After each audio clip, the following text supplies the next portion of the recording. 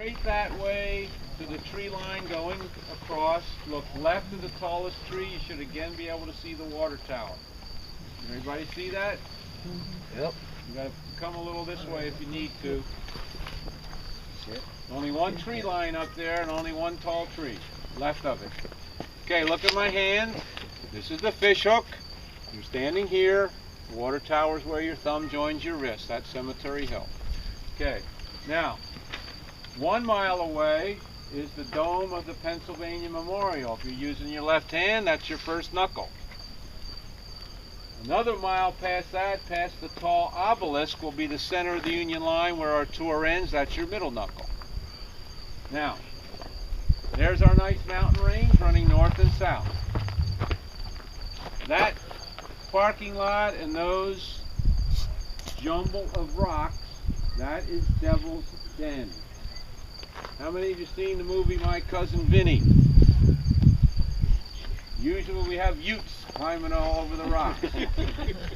So if any of you Utes want to come back here, you can park your car, you can climb on the rocks, it's not a problem, just be careful, the rocks can be a little slippery.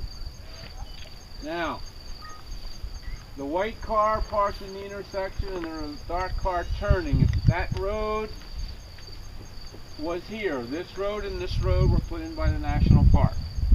So if you go up past the white car, where you see sort of apple pie shaped there. See that car coming down now? To the left of the car, as you are looking at the car, is a place called simply the wheat field. Then if you were to go all the way up that road, which was here, to the Emmitsburg Road. When we came down and I started talking to you about the Southern State Monuments, we made a right and went to Seminary Ridge. Where we made the right is a place called the Peach Orchard. All right, I'll put all this together with you. Just stick with me. Now, the metal tower I talked about, as you look straight over my head, you can see the top of the Longstreet Tower. Can everybody see that? All right. Now, if that's 12 o'clock, this is my 2 o'clock. Do you see the red and white barn with the 3 spires on it? All right, look at the left spire of the barn and let your eye go straight up. What do you see in the trees? Church steeple. A what? Church steeple. Church steeple, thank you, sir. What's the only one we looked at the entire tour? Where is it? The seminary. That's very good. Next to it is Buford's original cupola. That's the landmark. If it's on the grounds of the seminary, what ridge is that? Seminary Ridge. Very good. So look left from the steeple, that's the Confederate battle line. Half of which is what you just drove down, right there. All right? Now, I think you'll like this, and then we'll go back to the battle. Stick with me. Go back to the steeple. So 1 potato, 2 potato to the right of the steeple, there's a dark green hill, on the left side of which it looks like a beige rock all by itself. Can you all see that? Yeah. Okay, that is the shaft of the eternal light that we saw when we first got out of the bus. Good, thank you. I looked for at least one aha moment. I got 1.7. Thank you for your enthusiasm. All right, now, here's the deal. Longstreet will argue with Lee, but he'll eventually do what he's told and fill in the woods. This part, about the 3:30 hour on July 2nd, 1863, and he's been arguing since day one. He argues in the morning when he gets his orders. He drags his feet, and he gets there at 3:30. On this side of the field, the Union side, a Union general officer is arguing with his boss that he doesn't want to do what he's told to do. This man's name is Sickles, former congressman from New York.